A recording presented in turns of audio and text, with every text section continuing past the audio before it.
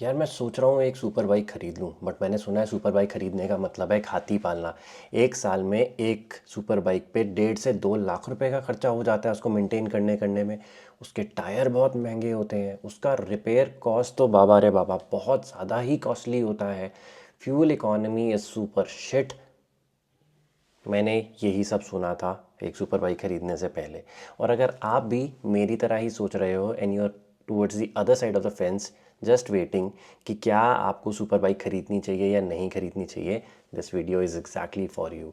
मैंने इस वीडियो में कंपाइल किया है कि मेरे पिछले एक साल में अपनी Z900 को मेंटेन करने में मेरा कितना पैसा लगा है, सर्विस कॉस्ट कितनी आई है, क्या मुझे टायर चेंज कराने पड़े, कोई मेजर रिपेयर हुआ मेरा या नहीं हुआ, एवरेज कैसी है इसकी, and everything that one has to know about maintaining a super bike here in India.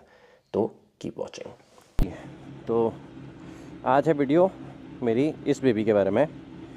तो हम बात करेंगे कुछ एक टॉपिक्स के रिलेटेड, मोस्टली रिगार्डिंग कि इसके मेंटेनेंस पे कितना ख़र्चा आता है अगर आपने ये एक साल अपने पास रखी है या प्लान करते हो ख़रीदने का। क्योंकि लोग कहते हैं ना, ये हाथी पालने वाली बात है।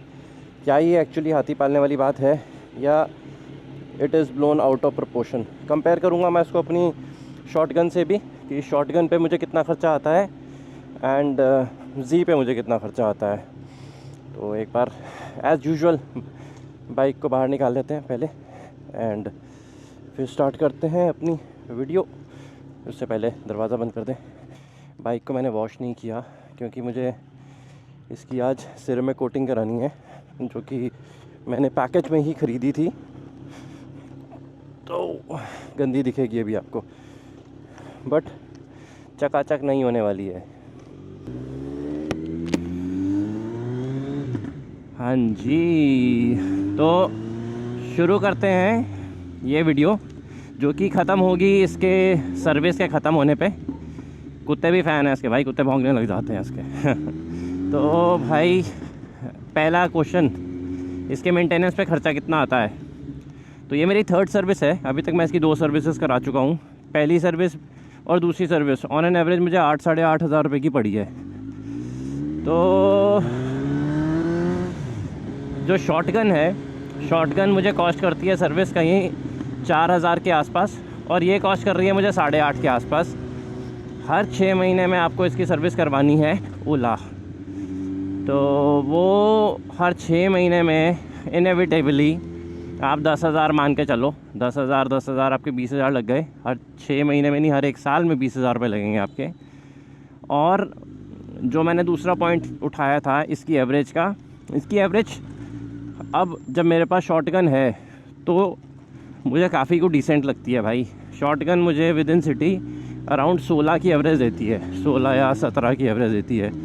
इसको मैं मोस्टली सिटी में ड्राइव नहीं करता, जनरली मैं इसको संडे राइड्स पे निकालता हूँ या कभी कभार इसको ऑफिस ले जाता हूँ। अगर मैं ठीक टाइम पे सो के उठ जाऊँ और मुझे पता हो कि आज ज़्यादा भीड़ भड़ाका होने नहीं वाला, तब भी ये मुझे 18-19 की एवरेज दे देती है। देखो अभी भी दिखा रहा है 19.9 kmpl, बट ये अभी करंट एवरेज दिखा रहा है कि अभी आपको कितनी मिल रही है। ऑन एन एवरेज आप इसका मान के चलो 17-18 की एवरेज तो ये भी दे देती है। तो it is just like royal Enfield की 650 सीसी जो आप इसको शहर में चलाते हो। और एक मिनट यार, बहुत सारे स्पीड ब्रेकर बना दिए हैं। और ये आपको इन जनरल वैसी एवरेज देती है ऑन अ लॉन्गर रूट। अब टायर्स की बात करते हैं। Tyre are pretty costly, I would agree, tyre are pretty costly and आप पे डिपेंड करता है कि आप इस बाइक को कितना चलाते हो। मैंने इसको पिछले एक साल में 1,500 किलोमीटर ही चलाया है, ज़्यादा नहीं चलाया मैंने इसको। अबे साले, तभी मेरा माफ करना, गुस्से में इधर उधर निकल जाता हूँ। अनलकीली 2-4 बार मैं इसको लॉन्ग रूट पे लेके जाने लगा था, बट समथिंग और दी अदर हैपेंड और मैं इसको लेके जा पाया नहीं तो ये थोड़ी सी और चल चुकी होती। But this is how it is. तो अगर टायर ख़त्म होता है और आपकी ड्राइव ज़्यादा है तो हाँ, ये एक मोटा ख़र्चा हो सकता है। अराउंड आई थिंक 30-35 हज़ार रुपये टाइप्स एक पेयर आता है इसका। तो जो कि ख़र्चा है, अगर आप इसको टोटलिटी में ऐड करो एक साल में, 2 तो सर्विसेज हो गई आपकी 20,000 की। और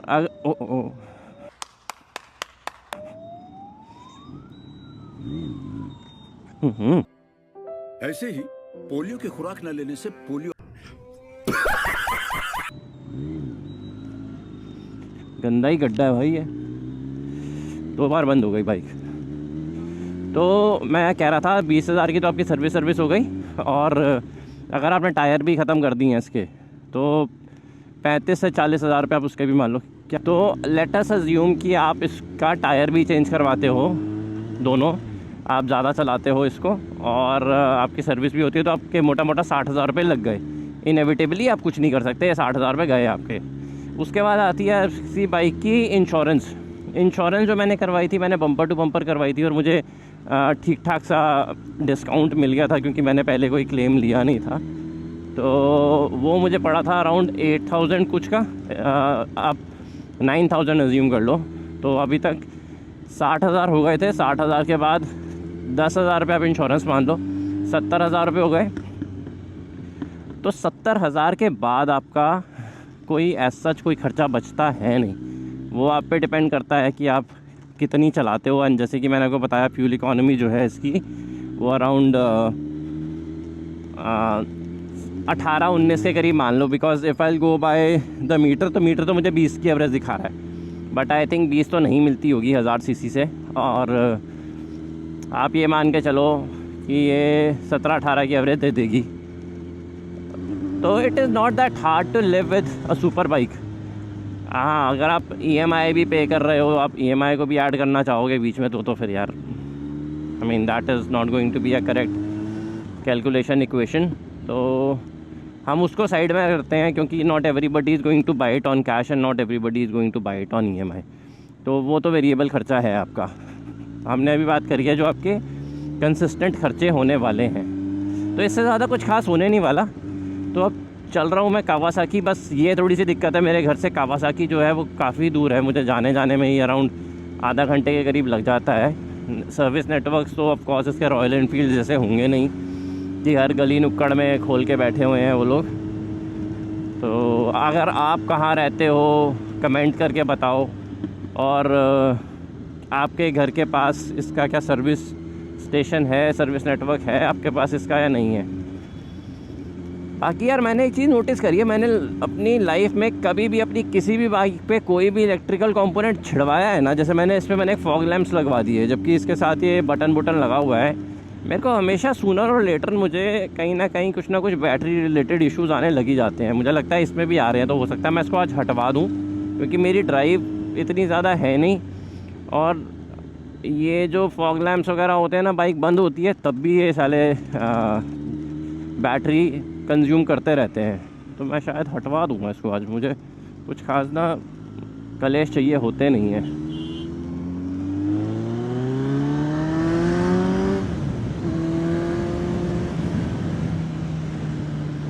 आवाज़ बहुत ज़बरदस्त आती है भाई इसकी।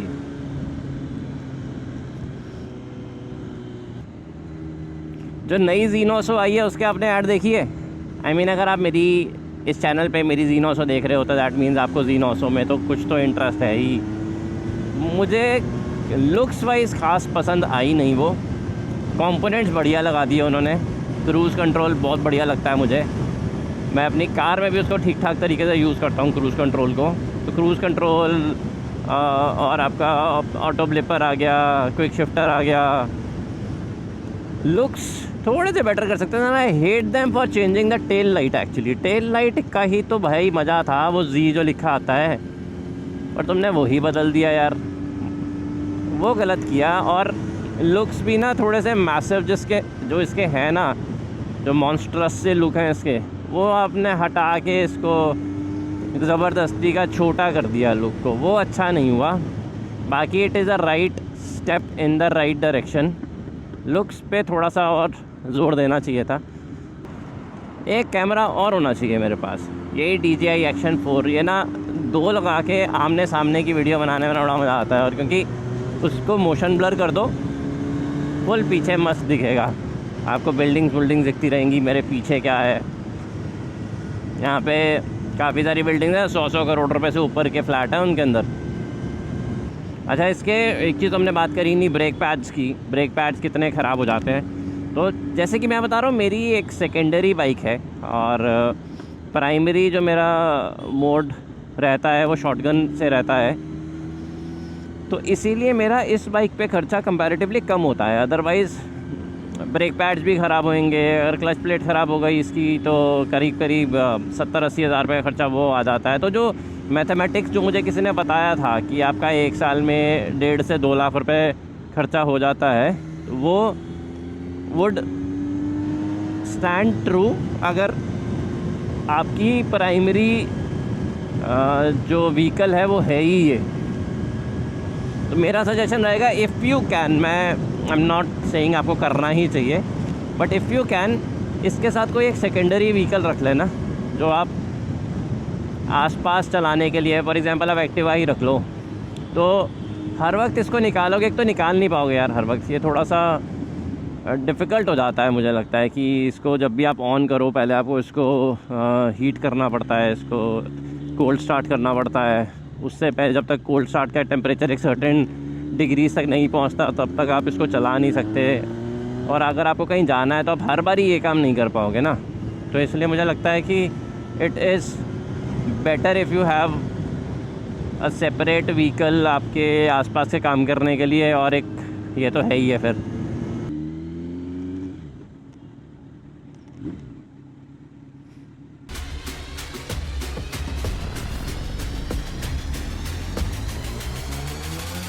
फॉग लैंप लगाने से होता है कोई दिक्कत, या ऐसे ही मेरे वाले का कोइंसिडेंस कुछ फ्यूज़ उड़ गया? वो सर वो कार्बन आ गया, वो बंद है। अच्छा। प्रॉब्लम से कोई दिक्कत नहीं होती। प्रॉब्लम के कनेक्शन कहाँ दे रखे हैं वो देखना। हाँ, एक बार देख लेना मुझे। हाँ, आज भी वही होगा, इसका ऑयल फिल्टर चेंज होगा, ऑयल चेंज होगा, और जो भी ज़रूरत होती है।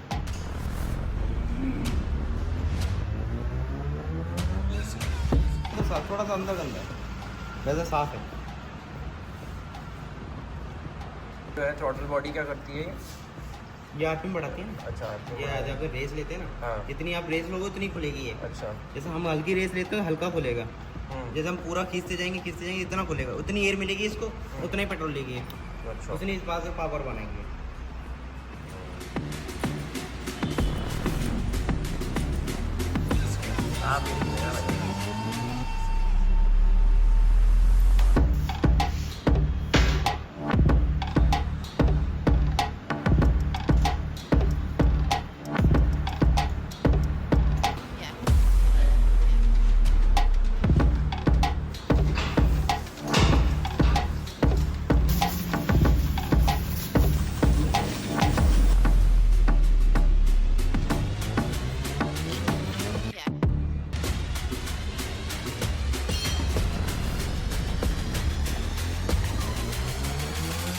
Yeah.